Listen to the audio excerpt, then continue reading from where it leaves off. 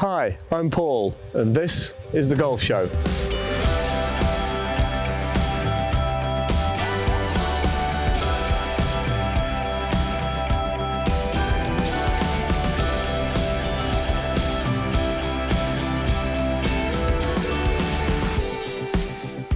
On The Golf Show this week, we discuss the World Handicapping System. I have a wardrobe malfunction. We go to Doncaster Golf Club to test Trackman for a putter fitting, and there's an unfortunate incident in St Andrews.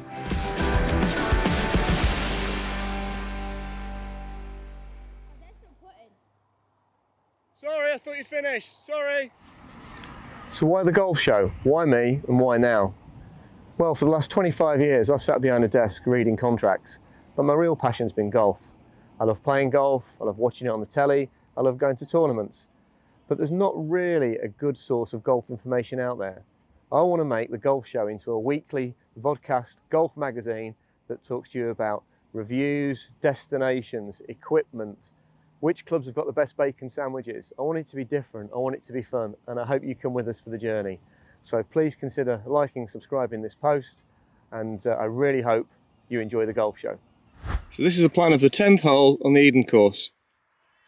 Playing 167 today downwind, so that's a 7-iron for me. Let's see what we can do.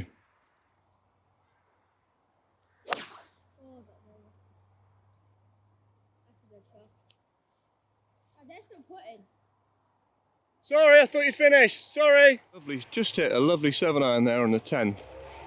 Slight issue was the two guys who were in front of me were stood to the right of the green for ages. As soon as my ball was in the air, they started walking to their putts. So that was a bit embarrassing. Thankfully a good one though. It'd be nice to walk off with a 2.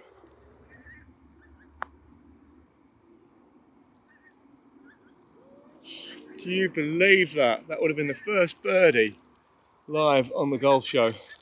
Luckily, next I'm doing a putter review with Dan Hood at Doncaster Golf Club. Can't believe I missed that.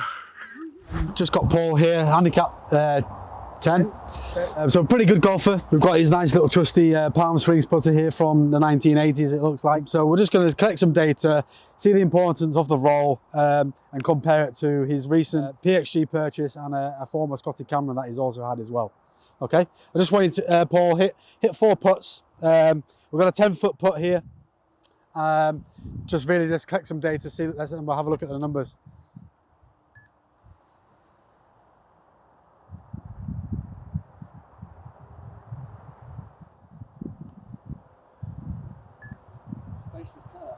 Yeah. Consistent. There's no insert in this. Hang on now.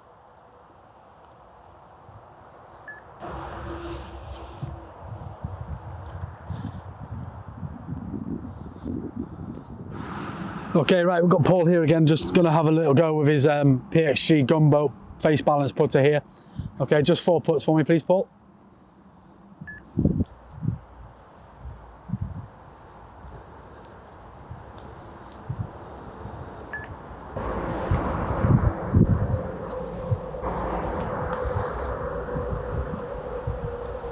Hang on there, Paul.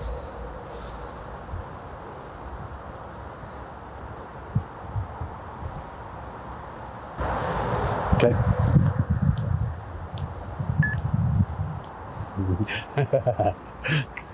Okay, just one more putt for me.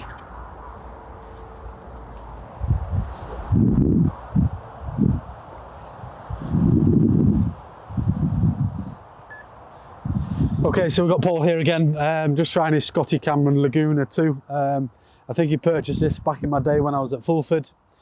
Just told me he really liked the look of it, so didn't really do a fitting. I think he must have liked the head cover, so we'll see what the stats say on this one. But again, lovely looking putter.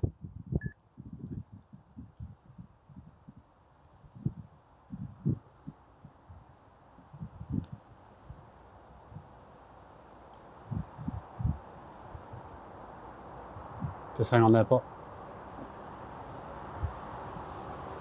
Okay.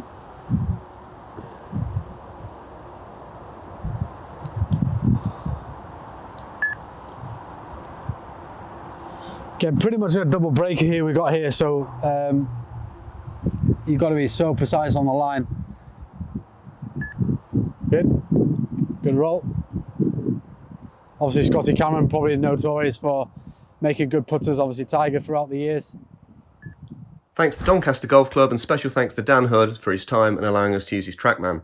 Now if we look at the results, the numbers on the Palm Springs aren't great. I was pretty inconsistent with it. I was struggling to get the face square at impact, and the skid distance, which is the distance that the ball travels after it leaves the putter face before it starts rolling, is 21 inches, which gives us a roll quality of 85%. Now we start seeing some better numbers with the Scotty Cameron, as you might expect. They're nice putters, but I'm still getting a skid distance of 18 inches, which gives me a roll quality of 90.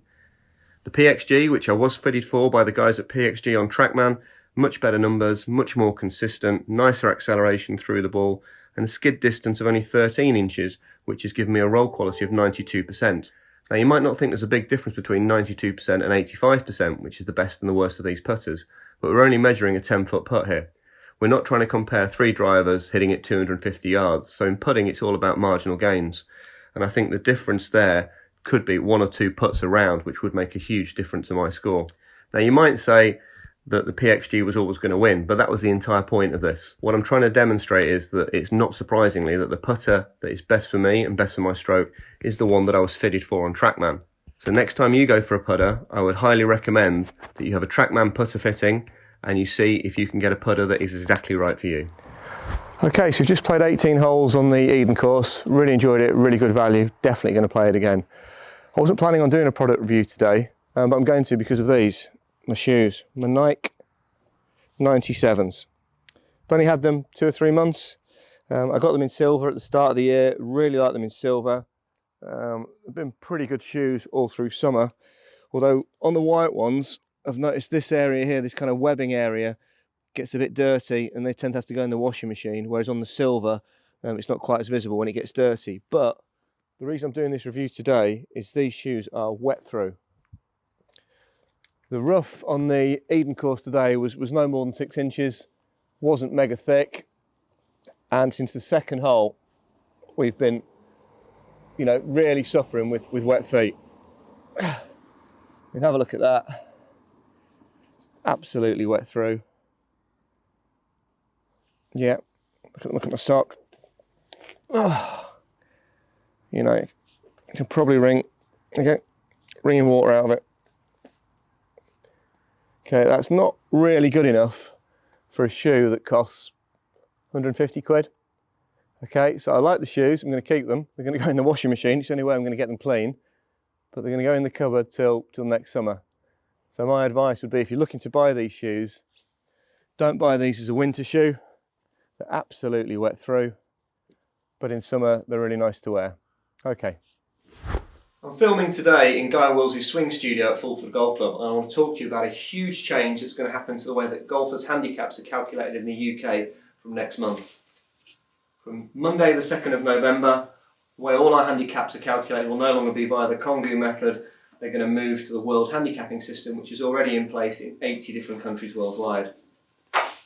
Quite simply, the way they calculate that is it's your best 8 scores from your last 20. It's obviously a very significant change to the way the handicaps are calculated today. Here's an example of what that might look like. So the lines in green show you a golfer's best 8 scores. You then look at those best 8 and take the difference between what the score was and the par. You add all those 8 up and divide it by 8, and that gives you your handicap index. So using this example here, this golfer would have a handicap index of 3.8. Now notice I call that handicap index and not a handicap. And that's because to work out what you'll actually play off each day, how many shots you'll get on whichever course you're playing, there are 2 other factors to take into consideration. And those are the slope rating of the course and the course rating. So slope rating is the measure of how difficult a course is.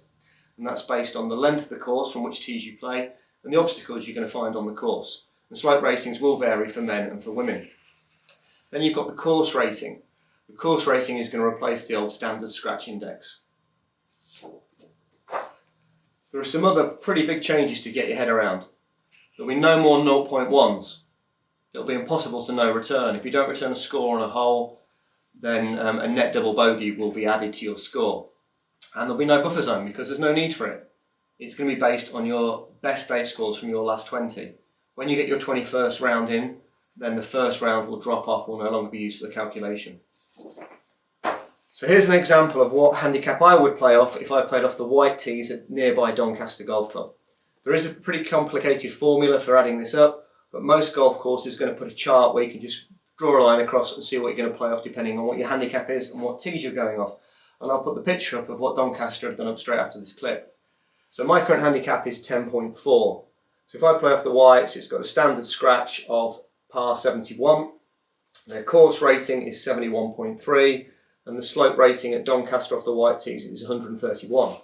So for anybody who's got a handicap between 10 and 10.7, on that day they will play off 12. So I'm obviously going to get 2 more shots.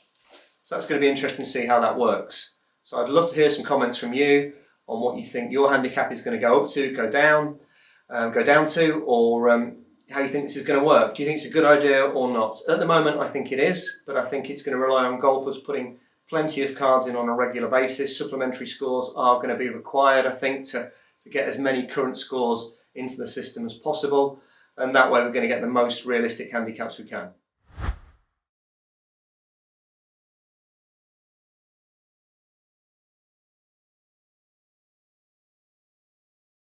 Okay, so I've just hit my tee shot into the trees. I didn't see it finish.